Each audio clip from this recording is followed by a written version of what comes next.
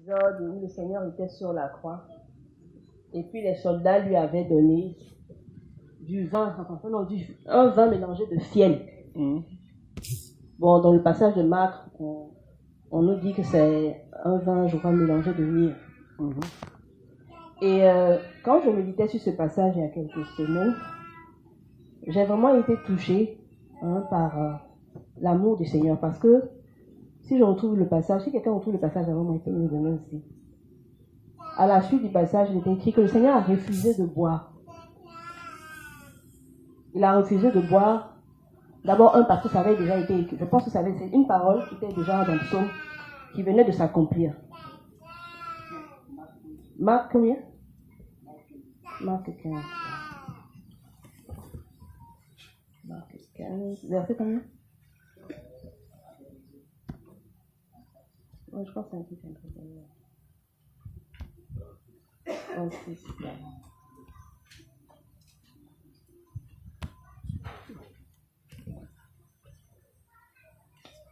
Voilà, c'est ça.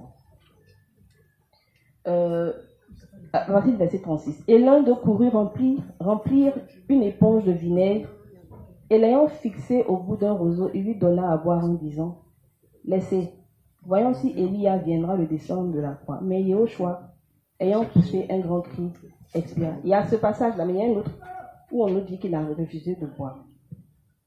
Quand je méditais là-dessus, je me suis rappelé de ce qu'il a eu à vivre dans Gethsémane avant d'arriver à cette période-là. On se souvient tous que dans Gethsémane, le Seigneur a prié au moins 3 fois pour avoir la force. C'est quelque chose à laquelle il était préparé. Quand on lit la parole, on voit qu'il avait déjà préparé ses disciples à sa mort. Il savait ce qui allait lui arriver et tout. Mais dans Gethsémane, on voit un autre aspect du Seigneur. On nous dit déjà même avant qu'il avait le cœur rempli d'angoisse. Et arrivé à Gethsémane, il prie 3 fois pour avoir la force de faire quelque chose qu'il savait qu'il allait se passer, quelque chose à laquelle il était préparé.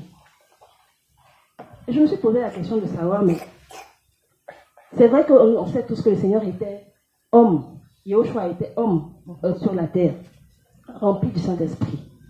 Il avait la force du Saint-Esprit pour pouvoir faire les choses que le Père lui disait de faire.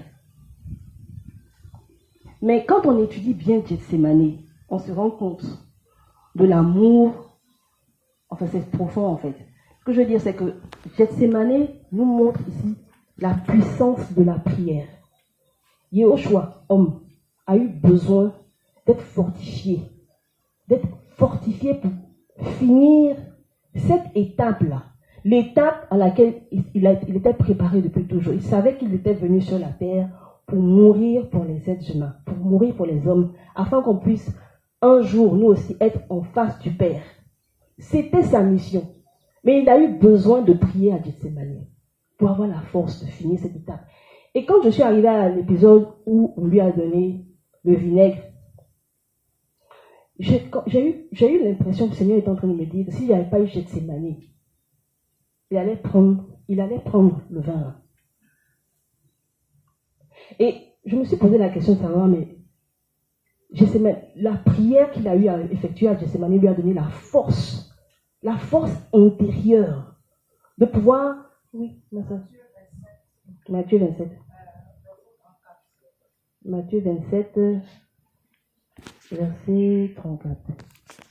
Ils lui donnèrent à boire du vinaigre mêlé du fiel.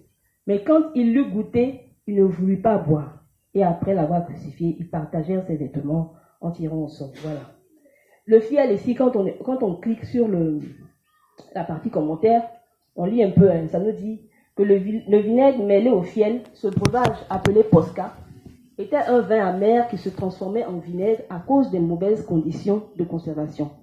Allongé avec de l'eau et parfois adouci avec de l'œuf, cette boisson bon marché et très rafraîchissante était consommée principalement par les légionnaires et les esclaves. Connue pour ses vertus antiseptiques, les soldats de l'Antiquité avaient coutume d'y ajouter des drogues comme la myrrhe, le fiel, entre parenthèses opium, pour atténuer les souffrances. En refusant de le boire, le Seigneur Yahushua Mashiach, Jésus-Christ, a réellement pris sur lui la plénitude du châtiment que nous méritions à cause de nos péchés. Amen, amen, amen. Je vous ai dit que quand j'ai lu cette définition, je me suis dit, mais Yahushua a payé un prix fort. Il a préféré verser le vinaigre, ou bien il a préféré rejeter le vinaigre qui, nous savons tous, avait des vertus antiseptiques pour atténuer la douleur.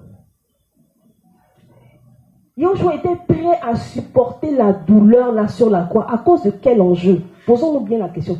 Qu'est-ce qui a poussé Yahushua à refuser ça? Je me suis dit quelque part que Gethsémani, la prière de Gethsémani là, c'était pour qu'il puisse avoir la victoire sur l'ennemi jusqu'à la fin. Le diable est tellement mauvais, frères et sœurs, mauvais, et qu'il savait qu'un jour, il savait qu'à la dernière minute, au moment où Yahushua allait dans la faiblesse totale, où il n'allait plus avoir le pouvoir de dire quoi que ce soit, à la croix où il était cloué, où tout était cloué, où il n'avait plus de puissance, il allait glisser encore quelque chose là, pour plus tard s'enorgueillir en disant, mais tu dis que ta croix que tu as fait là, ta croix que tu as subi, cette souffrance que tu as subi à la croix là, mais on t'a donné un antiseptique, on a atténué un peu la douleur, le diable allait s'enorgueillir du fait que Yahushua avait pris le fiel là, pour atténuer sa douleur.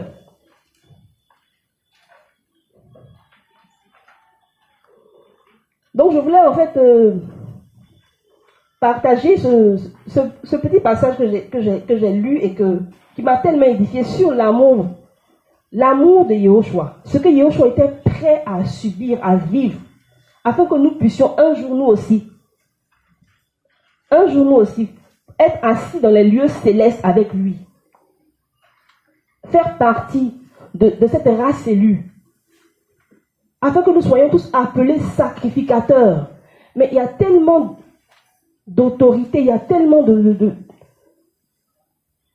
bénéfices, il y a un acquis terrible dans ce que Yahushua a accompli à la croix pour nous. Nous sommes une race élue, un peuple sacrificateur. C'est énorme. Et souvent, quand ma sœur lisait le passage du proverbe 31 sur l'épouse, est-ce que nous savons exactement ce que notre époux Yahushua a accompli à la croix pour nous?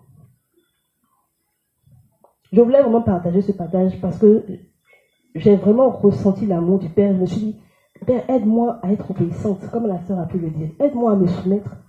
Parce que ce que tu as acquis, c'est que tu as... Un jour, Pierre a dit dans un passage, il a dit quoi là même? Il a dit, armez-vous de la pensée de souffrir. Yahushua s'est armé de la pensée de souffrir quand il a prié à Gethsémani. Parce qu'il savait que, oui, il y avait un enjeu, il savait que oui, il allait être assis. Mais c'est même pas ça, il était déjà Seigneur avant même de venir. Il était déjà Seigneur. Les démons le reconnaissaient même bien avant même qu'il aille à la croix. Son nom avait été utilisé par un groupe de personnes pour chasser les démons. C'était déjà établi qu'il était Seigneur. Mais il est venu mourir à la croix pour nous, pour que nous puissions un jour, pour que le voile là soit déchiré, qu'il n'y ait plus de séparation entre nous et le Père, et qu'on puisse enfin bénéficier de ce statut de sacrificateur là. Enfin être appelé enfant de Dieu, en fait être appelé race élue.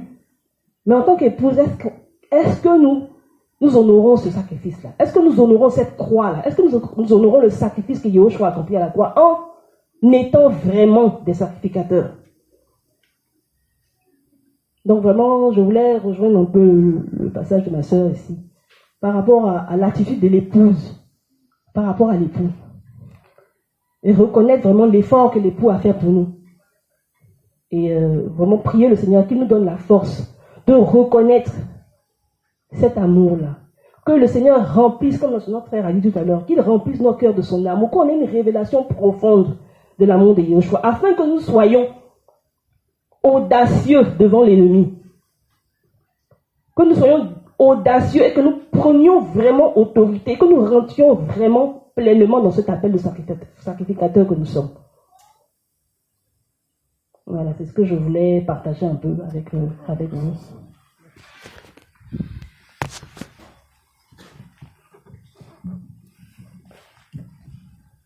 Bien-aimé, est-ce qu'on peut prier, vraiment demander la grâce du Seigneur, que le Seigneur nous donne de vraiment saisir l'œuvre qu'il a accomplie à la croix pour nous. C'est l'œuvre de la croix vraiment qui nous a délivrés du péché, de comprendre ce que le Seigneur a supporté, il a souffert pour nous, et qui nous donne aussi cette force-là pour pouvoir achever cette souffrance-là. Oh Seigneur Yeshua.